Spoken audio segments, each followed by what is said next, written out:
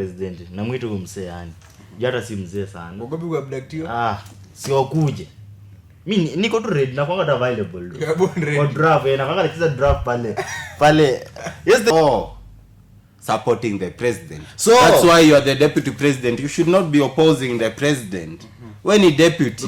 Mketi meza moja wewe na rais. When the president is not around, you are the president. All right, that's okay. Then my question is what was your service to offer to the people of Kenya? You are to offer accountability of resources. All right.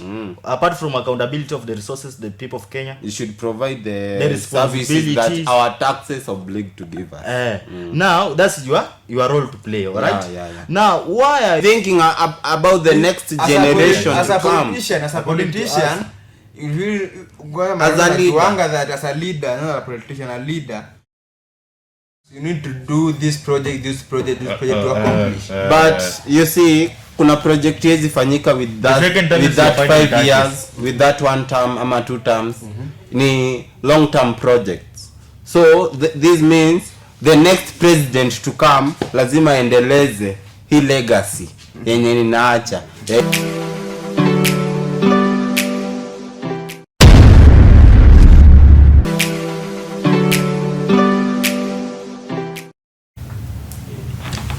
Okay, alright, good morning, good afternoon, good evening, depending on what time you're watching this show. Like this Orone 254 network. Of course, Orone 254 network is coming to you to ensure we educate you, we inform you, and last we're gonna entertain you. Sometimes depending on the guests you're gonna bring to the platform, you're gonna have some inspirational conversation, motivational conversation, and sometimes we're gonna intrigue your mind by having some intriguing conversation. Ladies and gentlemen, for the second time Orone 254 network, I'd like to introduce again DERICK ISABWA and ITHEFU NJUGUNA. Welcome. Thank you. Continue. Okay, these are the political analysts in Orone 254 kwa wanatembelea wakati hapa wanakuja we discuss matters concerning the government. But recently you have been seeing things happening every day. Sijua wanasiasa mko content creators ama ni tunaona kwa mtandao kila wakati. Jana we have been live with our president, our able president William Ruto. Amekuwa anaongea pale kuhusu Gachagua, kuhusu nini. Unasema anamuita El Chapo sahi. El Chapo. Kaongo. Jana tumekuwa anatuambia pale vile Gachagua alikuwa anafanya some things hata ya kujua Gachagua kama alikuwa nini impeach ina not hakuwa anajua kama nini. For your case starting from DERICK ISABWA, how you take the case about the yesterday president briefing there at Sagana, speaking about the former deputy president regarding Gachagua? Alright, thank you so much my brother Orone 254. First of all, what I would like to say that this our president is a pretender. Alright? Huyo mtu ni mwongo kwanza. Theory behind it. Ni mwongo sana. Mbona? Jana briefing ya yesterday unajua huyu mzee hata simwiti president, namwita huyu mzee yani. Hata si mzee sana. Ngogopi kwa black tea? Si wakuje. Mimi niko tu ready na kwanga available. Draft na kwanga nacheza draft pale. Yesterday na kale inaitwa ngaje jamaa tutachezanga draft pale. Wanakuja nachukua tu pale. Huyu mzee kwanza unajua jana intention yake ilikuwa nini? Intention yake ilikuwa ku capture the sympathy to Mount Kenya people. Unaona? Yani wale later capture your minds zao kwanza. Wewe mbona usijiulize mbona kwenda direct hiyo tour yake ku Mount Kenya direct? Like the way alifanya Western. Alikuwa direct tour. Hakuna bali ati kwanza interview kwanza jaende Western. Yani kwa nini tuambie msangare direct kama tumeingia ndani. Unaona? But mbona kutumia technique kwenda mpaka alipigia kwanza kwa interview. Alitaka kwanza ashike ile capture ile nini yao attention ya watu wa Mount Kenya, akilete ile sympathy kwanza mpaka watu na Gachagua ni mkora. Gachagua kumbe ndio mbaya. Unaona? Ndio apate upotea kuingia ku press kwa ndani. Na first of all ndio vitu zingine kuna vitu ndanganya. Kuna vitu vingine ndanganya kwa table. Na hiyo ni dhambi. Before we say the thing that alidanganya before the dhambi. We have ITHEFU NJUGUNA, the man who came from the mountain. Yes. Do you think the yesterday briefing about the president, that the President William Ruto, Is it about sympathy of the Mount Kenya people ama ni vipi? Kama kawaida unajua, let me introduce myself to our audience. My name is NJUGUNA, you can call me ITHEFU. And I'm not a politician, but I'm a political analyst. I'm not vying for any seat 2027, 2032, 2037. Like my brother here knows that you're going to vie for yes, he'll be the MCA.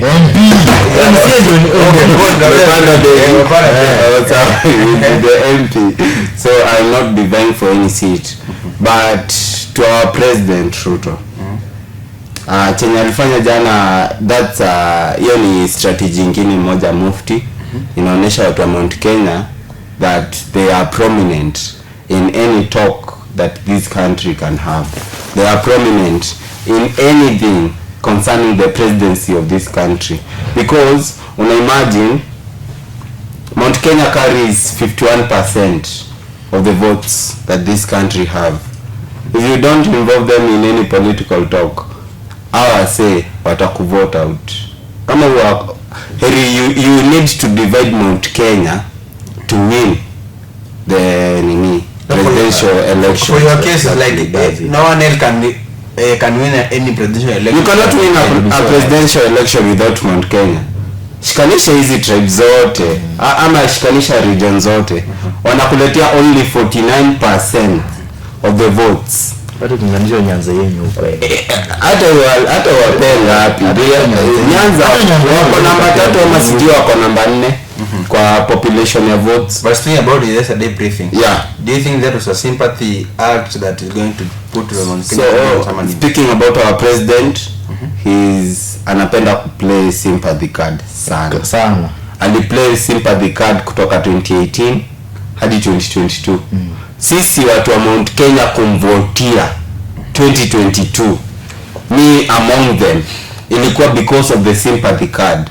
Sisi watu wa Mount Kenya kwenda kwa ballot 2022 bila candidate. Wewe unajua watu wa Mount Kenya kwenda kwa ballot na wana candidate wao mwenye ako na jina ya Kisapere. It's very hard. Hatukuwa na candidate, but we were voting against Uhuru Kenyatta. Kwa sababu Uhuru alikuwa ametuletea baba. You see, 2022. So we were voting against Uhuru Kenyatta. We were voting for Ruto. But coming 2027, I think tumefungua akili yetu. So any strategy huyu jamaa atatumia right now, I think ni kawaida tu. Ni political strategy. But I don't think it will capture watu wa Mount Kenya. You know, me myself, I heard that Ruto was in Mount Kenya on Sunday. Alifika Mount Kenya Sunday. Na MP wakakutana kando kwanza. Then jana kuka happen what happened.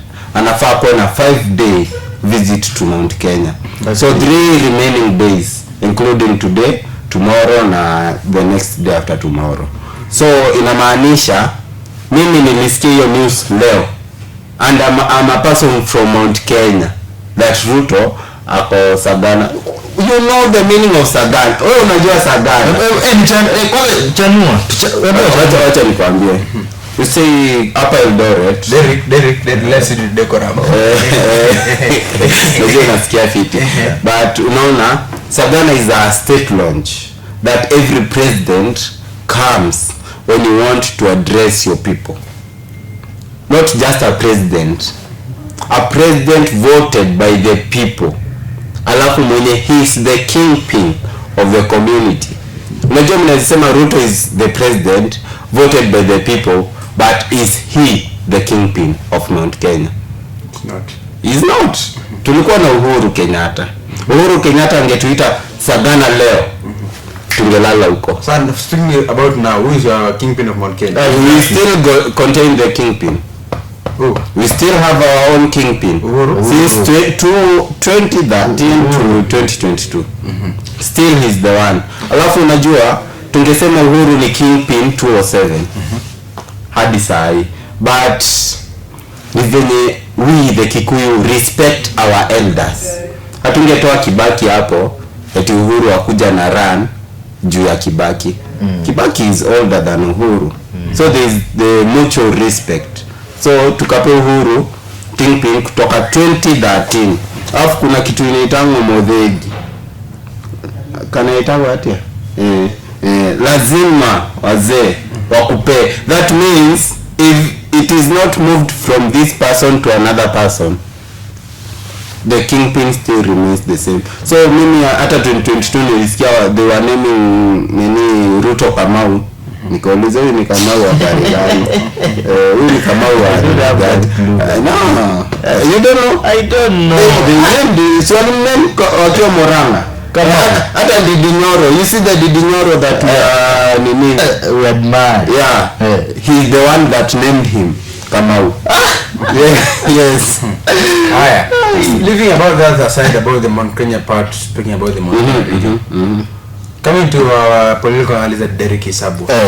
Yesterday we had a briefing of the president. The president was live at ITHEFU speaking about some things about the Gachagua.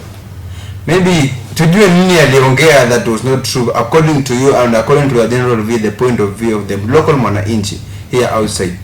How that looking at the briefing that President Ruto had yesterday. Wapi that he was mentioning the lies alikuwa anaongea kuhusu the uongo part about Gachagua, because we heard again the Gachagua was even live again. You know, vile Ruto anasema hivi, pia Gachagua anasema hivi. How do you think the case? How do you handle the case about yesterday case of the briefing about the president? You know, yesterday, what our president did, the liars was the first priors to her. Why? Because even not the first prior, all the things that Mr. President was talking, around 90% they were liar. The people of Kenya. Uongo. Uongo. Certainly go uongo yani. Why? First, president wetu alikuwa anasema that the reason why he used to impeach the former deputy president Mr. Rigathi Gachagua was because Mr. Rigathi was an incompetent person. All right. Now that every day he was calling for a meeting. Also at a single day there was disrespectful to the MP's leaders. Alikuwa na disrespect sana. Unaona? Na kila siku alikuwa anatoa kesi kwa meza. Rigathi amekata kuheshimu. Rigathi sija amenini huyu blogger fulani. Huyu Faruki Bates alikuwa anatrend na Gachagua, you know? And at the time when Gachagua was being impeached, the MPs were saying that he was a corrupter, he was a tribalist, okay? Now, why is he saying that Mr. Rigathi Gachagua, according to her, was incompetent? Why? Anasema Mr. Gachagua alimwambia patie 10 billions. Ndio mfanya nini? Kuwa 2 terms president.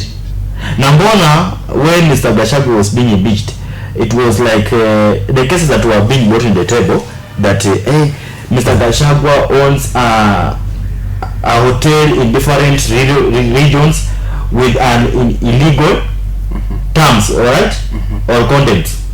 Sasa unaona vitu kama ilikuwa inaletwa, ana own hotel kwa NJUGUNA, sijana own mashamba, sijana own vitu gani mali sijui nini. Mbona sasa jana anasema according to her reason yake ilikuwa aje Gachagua alikuwa incompetent? How? Wanakuwa anajifunga. Let me ask something. Isn't Gachagua incompetent for the deputy president seat? He was incompetent. How? He was. You see, a deputy president should always speak on behalf of the president or supporting the president. So that's why you are the deputy president. You should not be opposing the president. When you deputy, because that's when the president is not around, you are the president. Alright, that's okay. Then my question is, what was your service to offer to the people of Kenya? You are to offer accountability of resources. Alright. Apart from accountability of the resources, the people of Kenya, you should provide the services that our taxes oblige to give us. Now that's your role to play, alright? Yeah. Now why are you want to play the role that the game that people of Kenya don't want? You want to play ABCD games that belongs to the nursery people. Na tuletea game yenye ati oe danganya wa Kenya tutaunda barabara. Mimi sina from mimi niko na shida. Mbona shida yangu ni Gachagua alikuwa incompetent ama alikuwa competent for the deputy president seat? Alikuwa competent. He was incompetent. Wacha niwaambie, you see if Ruto, this is my perception. This is my perception of the competence. If Ruto had chosen Kindiki from the first time, atungekuwa na history yote. Kindiki, you see, Kindiki is the best lawyer we have had in this country. One among the best. Akinyimwa the deputy president but the 2027 anafaa aekwe nini Supreme Court ni Chief Justice Martha Koome ende mta, because this guy, he went to school, his English is good, he thinks before he talk. You see brother, unaona hizo vitu zote ninasema, it is opposite of Gachagua. He doesn't think before he talk. Unaona the meeting jana rais akifanya ile conference, akiwa interviewed, if he was competent enough angeketi chini take notes, aone he have lied about this, he have lied about this, he have lied about this. Not replying not fast. Ndio kuna kierere ya kureply right in place herself. No mambo ya uongo na umetulia. Constitution yetu imetupea nini freedom of speech, of expression. Yeah. But ukiongea unaongea kitu right. Yes, tunaweza sema prezo wetu ni muongo. Hakuna mtu anapingana kwa hii room prezo wetu ni muongo. Unajua. But ule ndo leader wetu. He is our leader that we ourselves chose. Na yeye mwenyewe kama angechagua Kindiki ama kama Gachagua angekuwa competent, angekuwa amehold hiyo seat ya deputy president until now. So wewe shida yako ni Gachagua alitolewa. Mimi shida yangu ni Gachagua was not competent for that seat. That seat was competent for Kindiki. Ni venye tu prezo kumleta mapema. And to us Derrick Isabwa, before we say something else, do you think this, now that we don't have, can you say that we have an opposition in Kenya right now? We don't have. Imeyongwa yote imeenda. Can you say hiyo kitu imemezwa? Do you think the former deputy president Gachagua can make 1027 a change in the ballot, that you can make Ruto go arudi Sugoi hapa chini? Do you think Gachagua can? Alikuwa peke yake haizi kabisa. Hata akishikana na watu itakuwa ngumu. You know, Mr. President is very brave person. He is a genius. He's bright. Si mtu rais boy nafikiria. Umse politics. Yaani mse politics kwa blood yake. Umse alianza I think alikuwa like kitu kwanza alianza election. Ajai lose any election. Ajai. I'm so to say Ajai. Since akianza kuvai for MP and or not Ajai even aliendanya akienda. Since tuanza get for politics TV Ajai lose, he never be a loser. And what of 2027? Do you think atachukua hata turuke juu turuke chini? Ask me that question when you uliuliza. Atachukua ISABWA. Ask me the question. What is the idea of your swali? Yeah. Do you think Gachagua is gonna make President William Ruto lose 2027 vote? First of all, Gachagua anafanya ni kierere tu hapa naye. It's my opinion. You see, how can he make Ruto lose the 2027 election and he will not be vying for any seat coming 10 years down the line? Haizi kuwa MP. So it means labda apige tu kelele. Ndio ninasema yake ni kelele tu. You see, someone mwenye anaweza peleka Ruto home 2027 come 2027. Matias, kiyo sema Matiani. There is someone called Okia Mtata. Huyo jamaa. Or this Fred Matiang'i. Nimesikia Ruto juzi when he was in Kisii alisema he spoke with Fred Matiang'i and he would be in the ballot come 2027. Najua Nyonka have responded yesterday. akasema no one have spoken to Fred Matiang'i, and Matiang'i have not said that he will not be in the ballot come 2027. That means if we as Kenyans come together, tukuje na the same voice, tukuje na the same one togetherness, that tukienda kwa ballot tunapeleka nani Ruto nyumbani. Hatutaki kitu kingine, ili mwenye ataingia ingie, lakini tunapeleka Ruto nyumbani. Tunasukuma will go home. Kwa kaende. Sina Gachagua. Venye tunasema, I was telling you tukiwa behind the scene that anaitwa nani huyo Morara Kibaso ni project ya Gava. I told you that. Yeah. Pia Gachagua ni project ya Gava. Ni project ya Gava. Me can say it with boldness. Ni project ya Gava. So for your case is that Gachagua is still eating from the government. Gachagua anakula mshahara kutoka State House. Ini distraction wanatuletea. They want to distract us, tuache kufikiria vitu zenye zina happen in this country. This country is not running. This country ni juzi tu in the Standard Gazette walituambia 4.9 trillion on the 17th of March. Nakumbuka hadi date. 4.9 trillion inatumika Haiti after US imejitoa kwa nini. Trump kwani ameingia nini? Trump ameingia January ama February? Si ndio? February. Juzi. And we have already spent 4.9 trillion feeding Kenyan police wenye wako nini Haiti. Alafu wacheni ni waudhi kabisa. The 4 trillion imetumika kwa medical care. 4 trillion. 900 million ndio imetumika kwa food na hizo vitu zingine. How comes? Ni medical care gani hii wana spend 4.9 trillion in less than a month or two? Even yes, the juice tumekuwa ndo. This country is heading in a wrong direction.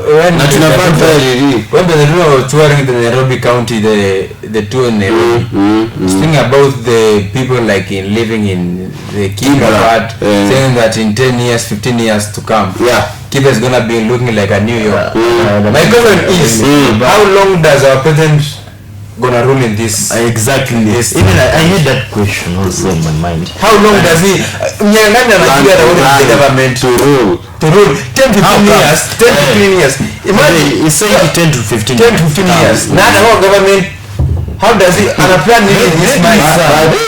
Me, I can support his words. You see, when President Kibaki and Raila Amolo Odinga walikuwa natupei project ya ilikuwa development ya roads, infrastructure yote yenye Hunyame tuletea. It was drafted in 2009, 2010, 2011. The infrastructure, the roads, the dams ilikuwa kwa hiyo project ya Kibaki na Raila.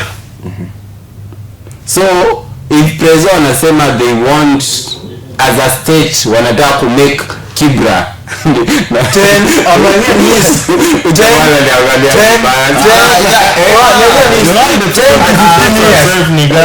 15 years, bro.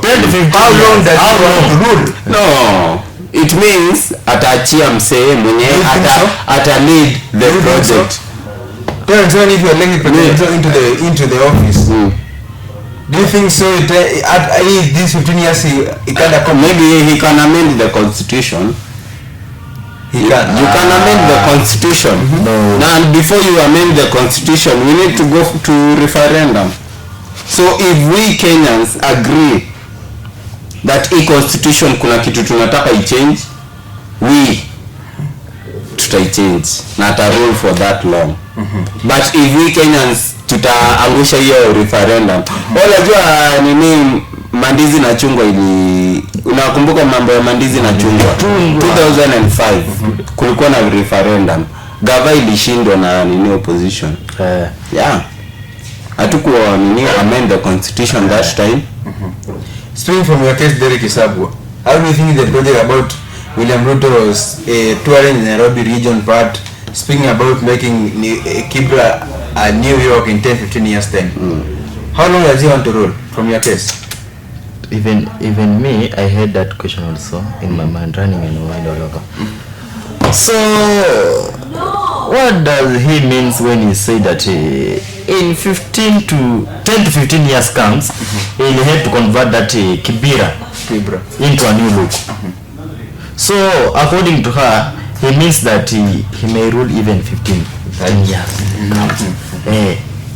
Because mimi sizipeana mandate ati hiyo kitu fulani itaitengeneza baada ya miaka 20 nitakuwa nimemaliza. And we didn't know that I know my period is these terms, 2 terms nimemaliza mambo.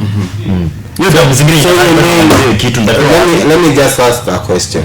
You mean if you are given the presidential seat, you think of this country only 10 years to come?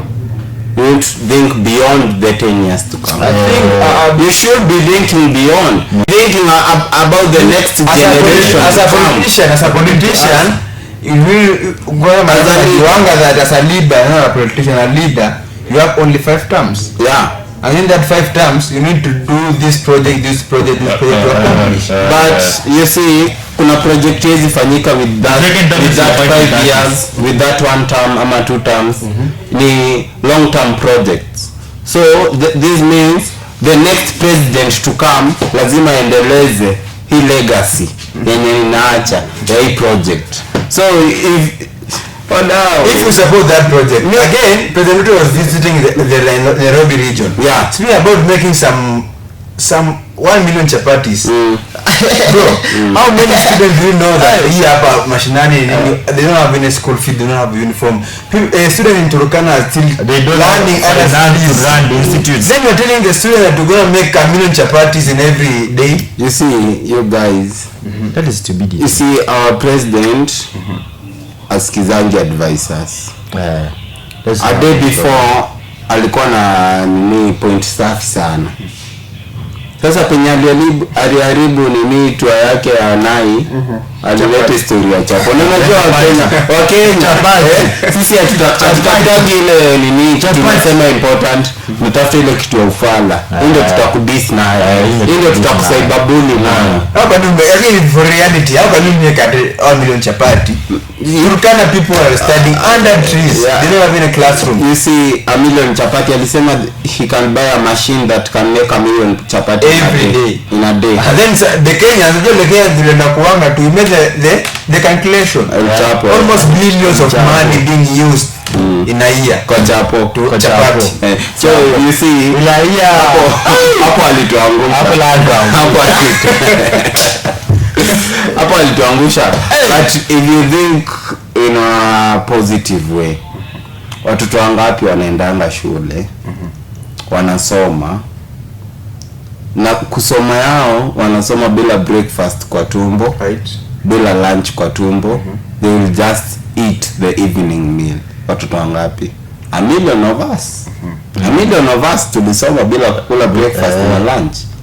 So you see, pia hiyo ni akona ideology fiti, but angesema nitaleta mashini ya kutengeneza chapati, angesema nitashika hawa mama wa kutengeneza chapati, najua huyu mama ni distribute chapati, wa distribute chapati kwa mashule, tunampea tender, tunampea tender ya chapati 2,000 kwa siku moja. You see, empower the mama mboga, mama chapo, build economy, mafuta, makaa, na huyo pia mama amekuwa na pesa mfukoni. It is easy. Mimi sijui advisors wote wanafanya nini. You should welcome me to his advisory table. I will be advising him well. Okay.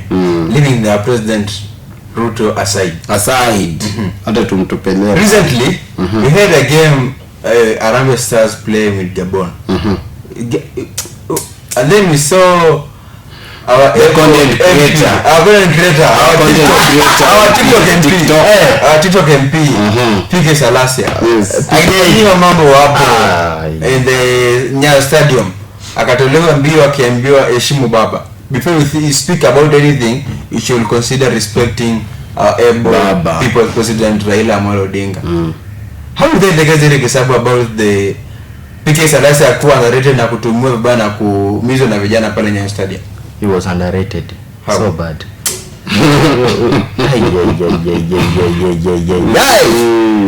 You know, that case made the people of Western Kenya to be more harsh to those Luo men, uncircumcised Luo men. How do you say that? Unasema bwana, are you sure ni Salasa? How do you expect the Kikuyu people to come and do that thing that was happening to Sisi hata tuwezi piga baba. Hatuwezi. Hata pigania baba. Wakikuyu hata wajui kuosha ngumi baba. Kwani Kenya wana tribe 3 peke yake? But mbona tu sasa? That's why tunapenda, we love Kikuyus by the way.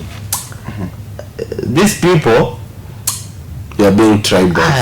Being tribal. Sometimes apart from being tribal, but when it comes to the discuss Salasia, hapa tumekuja kudiscuss Salasia, si wa Kikuyu na Wajaluo.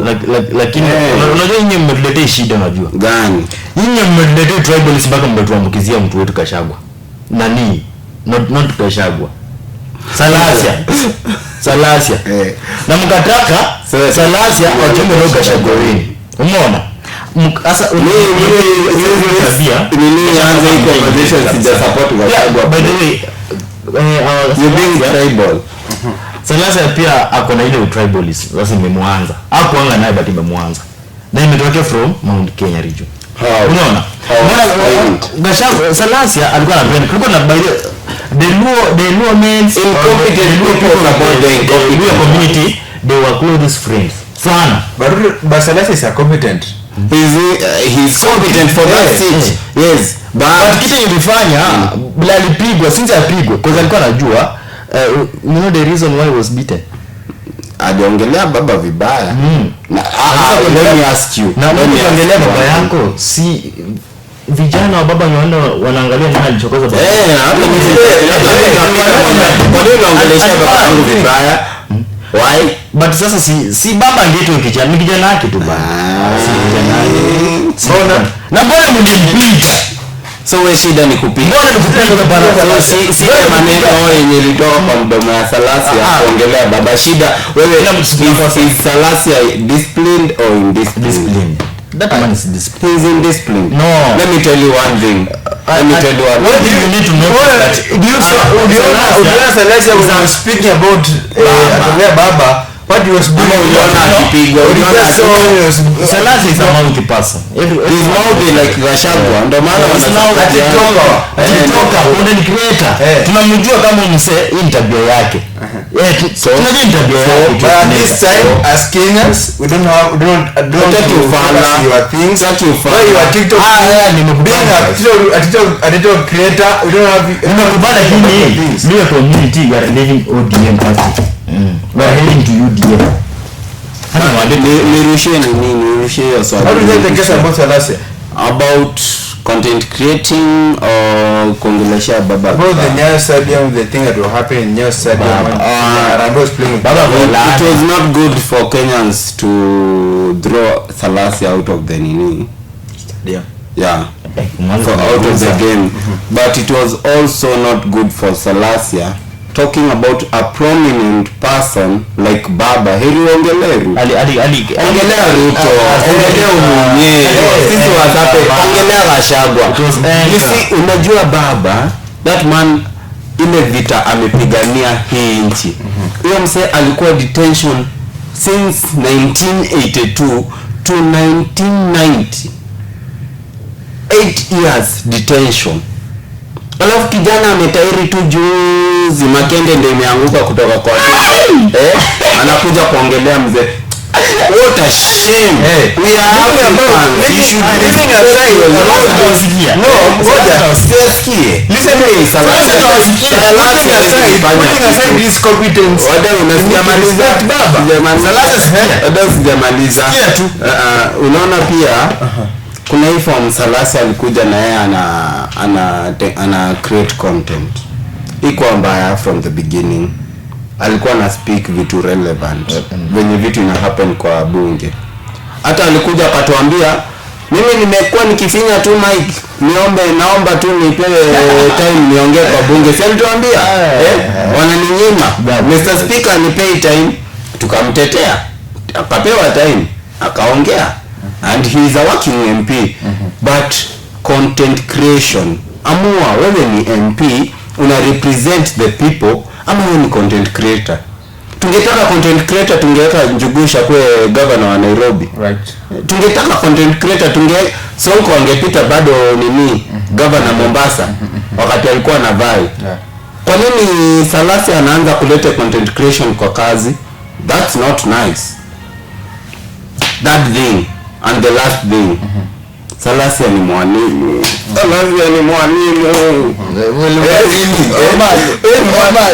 wa Kiswahili. Hakuna Muluya ajui kuongea Kiswahili. Ndio inamaanisha hakuna Muluya hawezi funza Kiswahili. So Salasi ni Muluya tu. Si mwalimu, ni Muluya. Nasema sawa mwalimu. Tena nini? Sasa nasema si mwalimu tu. Ni Mulu. Venye Waluya, kila Muluya anaweza ongea fluent Kiswahili. Sema Salasia. Ndio maana alipewa chance afunze. And hatuna ubadi na yeye. 2027 tutaona kama atarudi. Anarudi. 2027 yuko mbali. In politics. Na mbona mnatea? Ni kesho kutwa. Yeye anachukua tu. Tunaona kama atarudi. Living in the case of Salasia. Asiende governor. That's second travel. Siende. Anataka kijana ni governor. Hatutaki asimame na UDA. Tulete mtu wa ODM. Tuone kama atasoma ODM. Unasema mnahamia UDA. Mnatutisha na kuhamia UDA. UDA iko kwa gava, ODM iko kwa gava. Sisi tunataka chama yenye hayuko kwa gava. Sisi pia Salasia akisema is not on ODM. ODM nimtupilia mbali, is not doing anything in ODM party chochote. Atarudi tu. And he's not in UDA. Awe mbozo atarudi. Ni hasira tu. Ni hasira tu. Tunamjua hapo na anasema hata simama na ODM, asimame na UDA tuone kama atapita. Wewe uliona Jalango? Alikuja kuwa humble. Alikuja kwa baba, unajua alidhania ni mwerevu kushinda baba, akaingia kwa serikali. Si baba alimkuta huko ndani. Siendo alikuja kunili. You should in a game.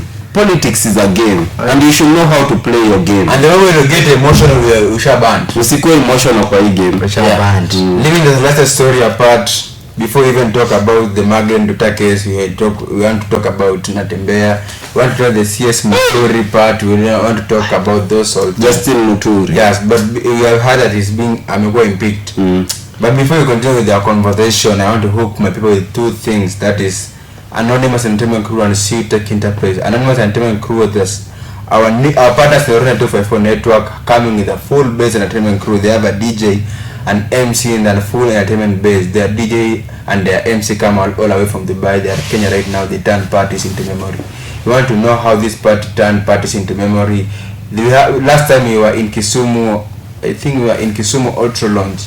We turn party into memory, and in some time to come we're gonna be in Timber XO. We're gonna turn parties into memory. So make a date to come and see how we turn parties into memory. The second thing that is C-Tech Enterprise, their new partners around 254 network, they made quality product that in Olo Street opposite Rocky Driving School, the second floor of Elgon View College. They come right straight out from there. They make quality product. You want some scrubs, you want some suits, you want some quality product blazers for your school. You consider C-Tech Enterprise in touch to you. And never think this crew, you check this video out. Rico, double like it's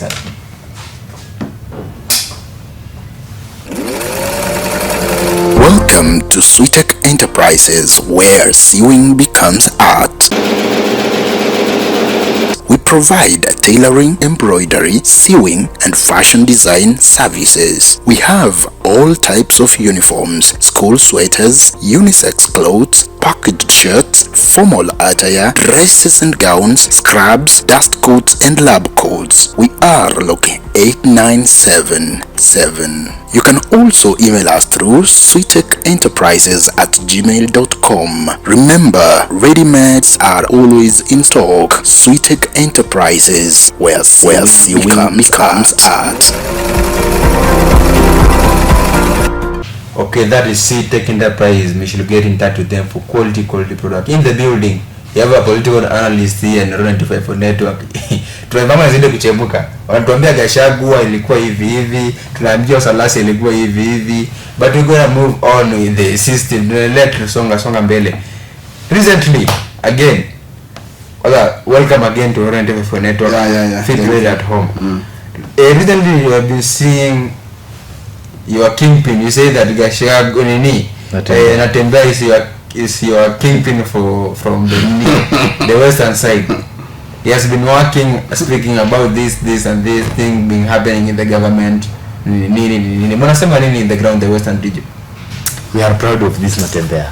Our man, circumcised man, not only man but a circumcised man, a real man. Wewe sana ziko na nini? Kwani watu wengine wako circumcised, achana wale unatairi lakini unaiti mwanamke. Sasa komando, sema wewe. Komando, sema kama Njeri. Mimi lazati. Sema kama Njeri hajatairi. Wale wengine that is hajatairi. Inamaanisha madivida hajafanya ile kitu. I don't have that need to speak. Wanawake tuliweka huko kule watu. Wanaweza nyimba. Ya kingpin. Natembeya. Kwani hizi when in Japan distributing chapatis, Natembeya is distributing the maize to the farmers. Maize seeds. And do you know, have you visited the county hospital of Trans Nzoia? Nini tengenezwa pale Trans Nzoia? Ilikuwa nini? A referral hospital. Sasa iko well maintained by the way. From imekuwa nini? Amekuwa bali madawa hajakuwa huko referral. Anashughulikia kitu. Sasa ameongea juzi. Akasema hiyo kitu iko under his nini mandates, anamalizia hizo vitu zote. Mambo inakuwa satisfied. And do you know there's a soko in Trans Nzoia which was built in which market again? There's a municipal market to scare which year. There is a municipal market was started from 2017 till now hujafunguliwa. Well, let me tell you something. Tell me. You know, I'm a traveling guy. I travel around the world. Around the country. Recently you were in China. Yes, but I was not in China. Kuna siku nimetoka hapa Nandi. You see, ukitoka hapa Rivertex to Ndalat. Kuna Ndalat Center hapo. Kuna soko iko hapo. Ilifunguliwa na Uhunye 2019. But until today hawajaingia hiyo soko. Nyasi imemea. Why? Because Uhunye walikosana na nani? You see, ile treble imeingia ndani yetu as Kenyans, hadi mkifanywa project hamtaki kuitumia kwa sababu umekosana na mtu wetu. But me, speaking of Trans Nzoia, wewe unaongelea Trans Nzoia was Natembeya the governor. Was the governor 17. So who's going to 19. Who's going to launch that market? It is Kasongo. Kasongo didn't build that market. It was who? The former government and the former government. The former government. And in Trans Nzoia part, you can say that Trans Nzoia has been always in opposition because the Walio wamekuwa lead Trans Nzoia since. Trans Nzoia is in western. So what is the case about Gachagua Natembeya is waiting for what to launch the market? See, it was the project of the former Trans Nzoia government. Current. Usiingize usimuingize. Jamaa anamaliza zake. It was a national government project. It was a national government project. Who is going to launch that? I'm saying it was a national government project. Okay, so kama venye sahi alituambia 86 sokos anaenda kufungua Mount Kenya. Hizo masoko zilishafunguliwa by the national government. Senata kufungua soko 86 zenye ziko already opened. Uhunye alishafungua but yeye anataka ku-reopen. Unaona hata kikuja huko Rift Valley, umwambie tuko na soko pale Ndalat. Mumwambie hiyo soko utatufungulia lini kwa sababu ni national government. Unaona ikikaribia 2027 watafungua hizo vitu zote. Because itakuwa strategy na ku gain the votes. Niulize hiyo swali anatembea. You are asking what? But Natembea Trans Nzoia. is he doing the work? Natembea is working. He is working. Very hard working, man. Nini kana sema basi natembea mfanya hii na One thing. Kulikuwa na proposal ya the previous governor wa Trans Nzoia County ku expand hiyo Kitale Road. Nitoa Kitale. Ku expand, ku widen ikuwa 3 lanes. That's a national government project. No. That's not a county project. If it was a national government project, wangesema inatoka Kitale hadi wapi? Hiyo wana expand town service peke yake. Kwani wewe ni wa Kitale na najua Kitale kukushinda. Now that you see, unajipea kujua Kitale sana kukushinda. Now that you kujua Kitale sana kukushinda, you can take the case. Direct the people. So Natembea amekuja 2022. Hata before 2023 before May. Alikuwa sha expand hiyo njia.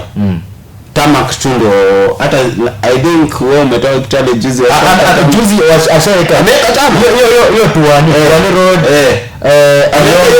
matisi na amepanua ametengeneza ameweka bara msasa nami imewekwa mimi niache ikiwa vumbi ikiwa imepanuliwa peke yake May last year.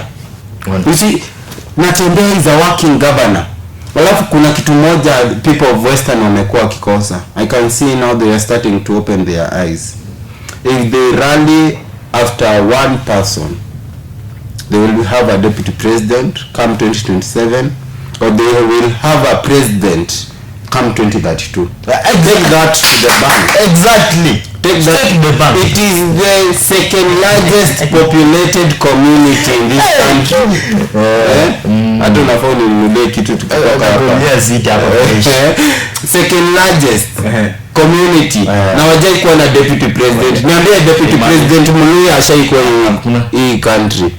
Na wajai kuwa na president circumcised people like no. You see kuja kule hapo kwa circumcision. You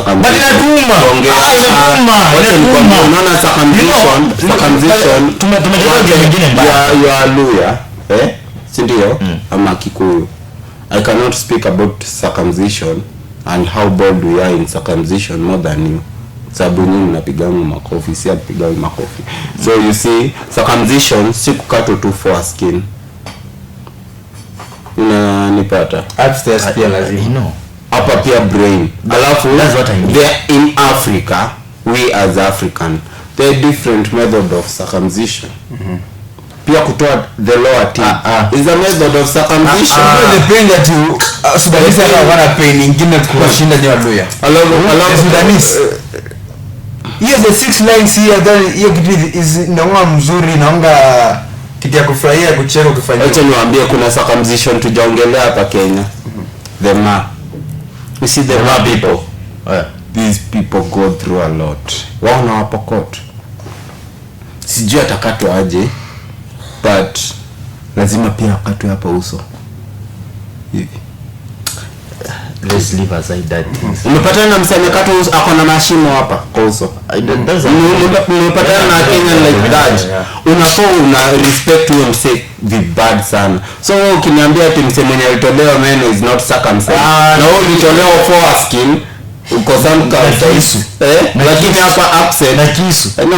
Sasa unajua tukishatolewa ina rangi hapa ametolewa na nini? Sasa kama hii ni msumari.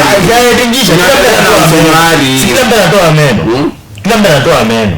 Hata umbu inatoa. Hata umbu inatoa. Meno hapo unatinga hata umbu inatoa meno. Meno hapo utinga ndo anatoa. That meno is unaona vile iko sahi. Hundi hakuna kitu hapo. Acha nikwambie.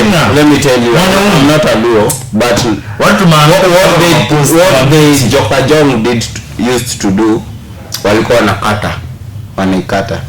Mimi si Mluo.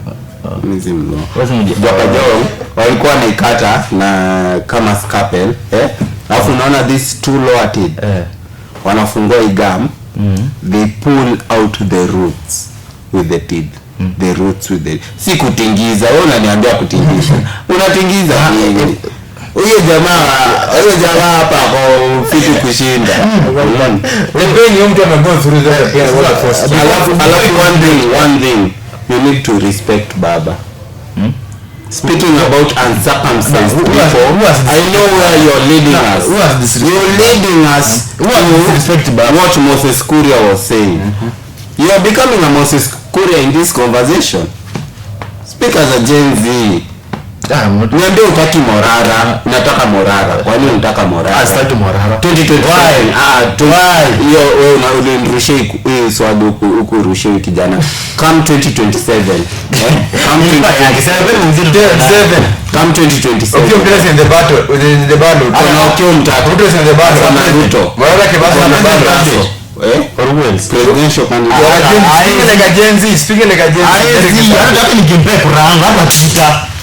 Hata nikipewa unasema ukiwa mtaka atake kwa bolt for the presidential candidates vying for the president. Ningepatia my one vote. Hiyo vote tu yangu binafsi hata niseme tuungane na watu wangu. Hata Twitter jamaa. Kwa hiyo this is the Ruto is a one-term president. He is a one-term president. Ask me why. Why? Ask me why. Why? Here is why. If we come together as the people of Kenya, sisi wenye tu tuko na kura, sitaki nyinyi wenye mnataka kuendea kura for the first time. Sisi wenye tulikuwa na kura 2022, kukuwe na Ruto hapo, kukuwe na Matiang'i, kukuwe na Kebaso, kukuwe na nani, hata baba akuwe. Ruto will not be going for that nini. He will not go for that presidential nini. Hata kwa preso. Sema kwa nini? Kwa sababu we will be voting against Ruto. Unaona venye nilikuwa nakwambia we were voting against nini uhunye. Voting against tukipea Ruto 2022. We will be voting against Ruto 2027. Basically ni gender. Gender aje? Gender. Ukijana. Usinilete political analyst anabweka hivi tena. About the politician. The government story. Before we proceed. Are you Aluo? Yeah. See, let's not tuone pamoja na viewer. Mr. Tuone ulitaki kuona. Sina neno.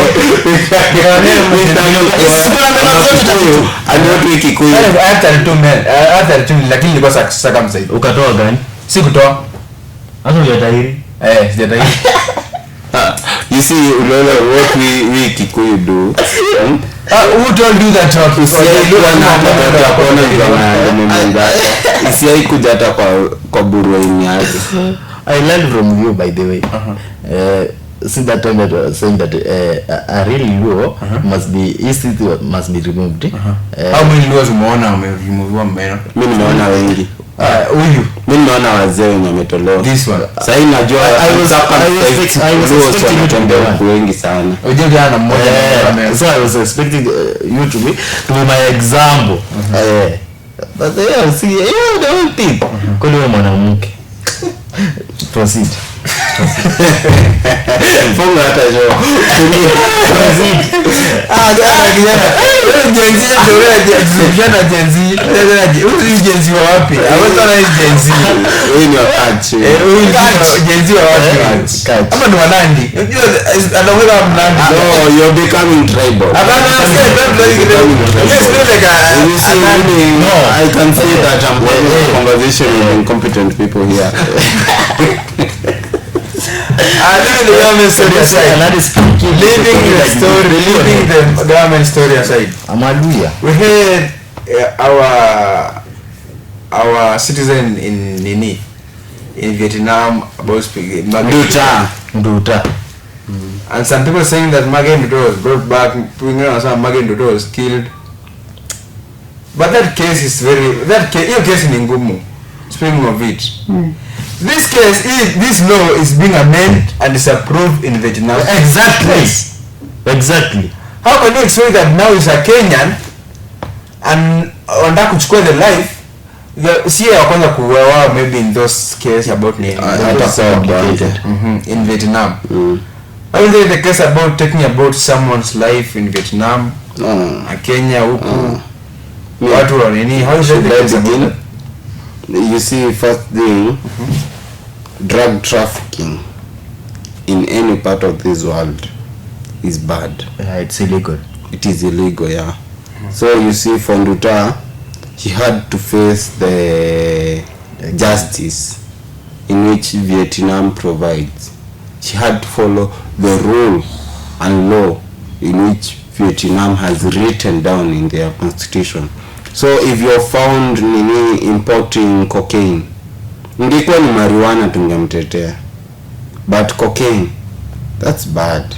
Alafu for we as Kenyans tunapenda kupiga kelele. Unakumbuka wakati after Gen Z protest kulikuwa na mambo ya end femicides. Ilikuwa femicide. Ni tango aje ya kuwa wanawake. It is femicide. So you see, tulipiga kelele, tukapiga kelele, wamekatakata dem kwa nini, kwa bei ya BNB, madem 50 wamepatikana kwa gunia, a week later tukaingia abduction, nini, Mwangi. a week later wameachilia ni kama hakuwa na abduction, nini. Sisi tunaendana na wave. If we as Kenyans tungekuja tu mahali tuketi tuseme tushike na hii problem hadi the last minute, tungekuwa tume-end femicides in this country. Hatungekuwa na corrupt leaders venye tuko nao sahi. You see, alafu what we do is we vote people in because of the money they bring to us. Unajua wanasemanga unaweza kula lakini usimpe kura. Kuna kitu sisi ufanya, utampe kura na hujakula. Hiyo ndio shida yetu si wa Kenya. Eti jua anapeananga huku, anapeanga watu ya kukula. Sijai kula yake, lakini jua anapeananga, wacha nimpe kura. Hapana. Wewe kula hiyo pesa lakini usimpe kura. Najua nimerudi kwa siasa lakini tuko kwa Nduta.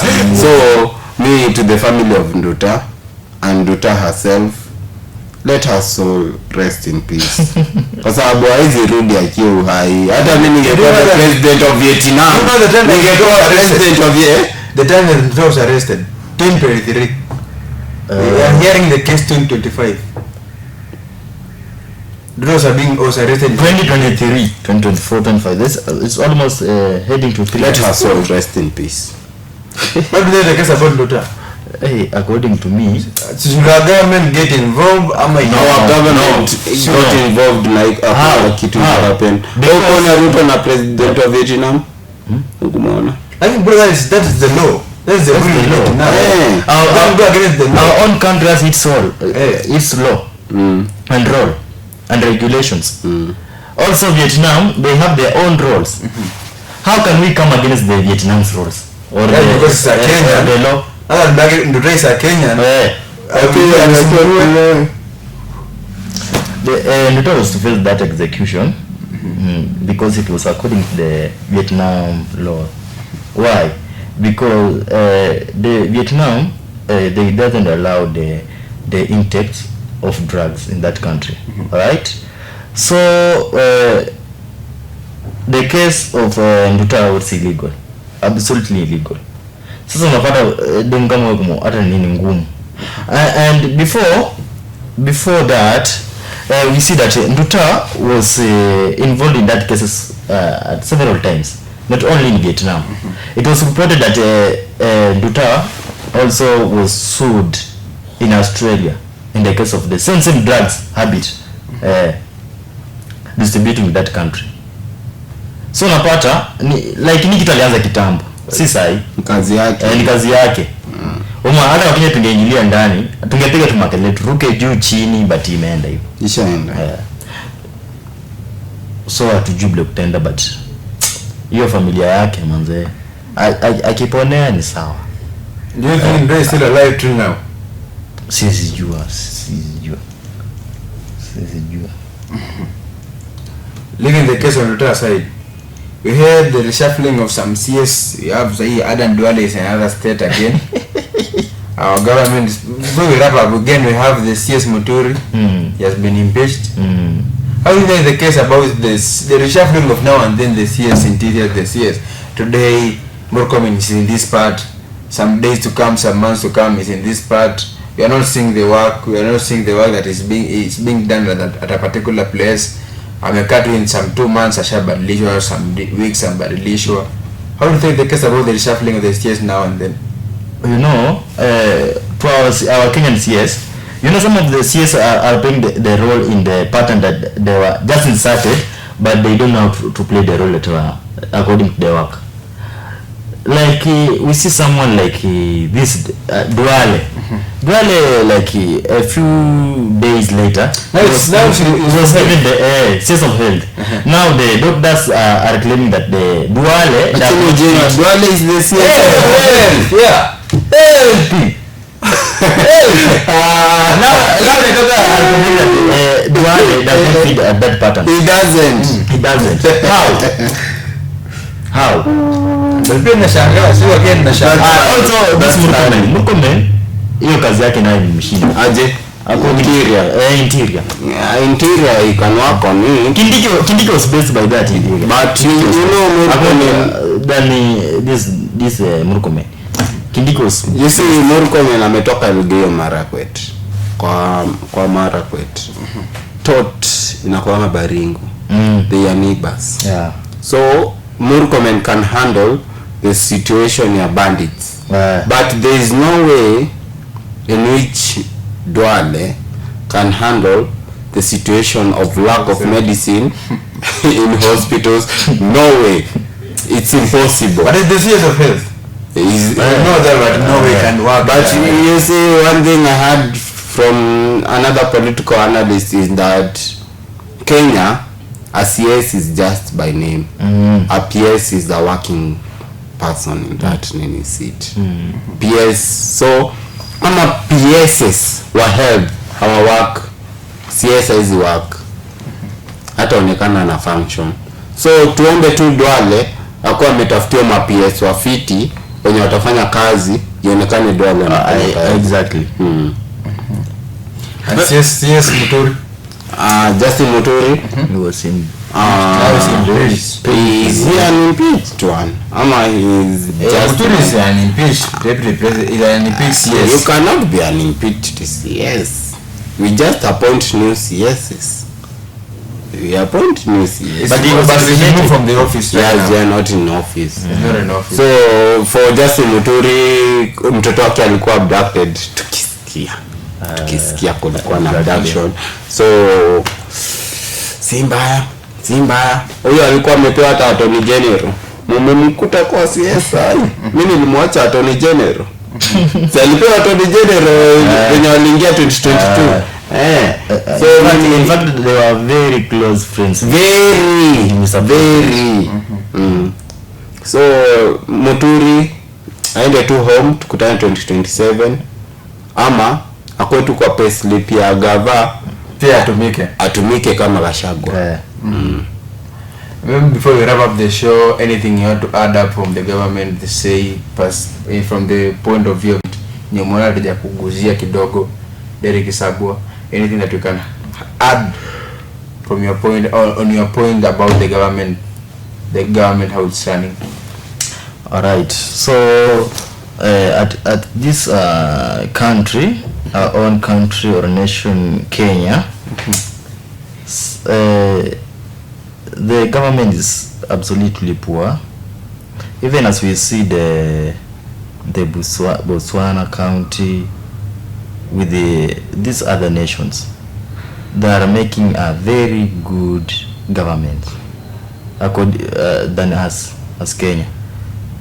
Na ni nation yetu na for now ina run pabaya, but who can stand with us is only God. We pray God. So it's only God. Kwa hiyo we never know. Atujui, yani mambo ina fluctuate kila siku mchana unaamka hii imekuja huku, hii imeruka huku, hii imetokana. So tumaacha tu God. Kwa hiyo waamua wachie tunaachia tu Mungu. Cause mama waachie Mungu. Kwa hivyo mama kuachia nani? Mimi kwanza kitu ya kwanza having this conversation hapa ndani ya Orone 254 is a good thing. We should be having it frequently. Alafu ati kuachia Mungu mambo ya Kenya. Yes, God can do his things and venye anafanya mambo yake tu.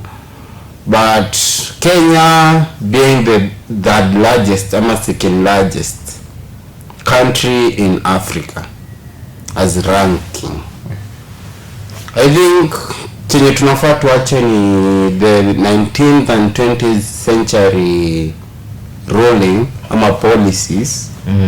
We start ruling with this time century. Alafu I'm not saying that tutupilie wale viongozi wa kitambo mbali. I'm saying the rules zenye zilikuwa zinatumika time ya mkoloni, time ya Kenyatta, time ya Moi, time ya Kibaki, pia time ya Uhunye, tuachane nazo tukifika time ya Matiang'i. Juu ndo bado zinatumika time ya nani, ya Ruto. So time ya Matiang'i, I hope we as a country tutakuwa tumefungua macho. You hope? I hope. Yeah. We as a country tutakuwa tumefungua macho, tutakuwa tunapata the best ruling that we supposed to have, because if you listen to the people in the European nations, they rank us as the best country to visit, the best country we've got in Africa.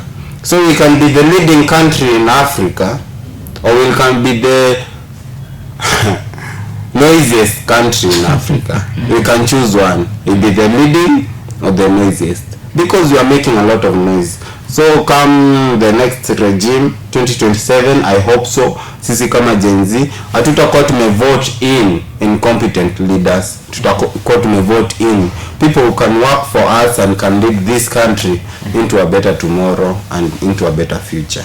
Yeah. Okay, that is all from today that we have in Orone 254 Network in our political view in the government. See you in the next episode. If you are not educated, you have not been informed, you have not been entertained in some ways, you should consider of yourself. You should consider this year of yourself. See you in the next episode. See you, Taras Ideas. That was up.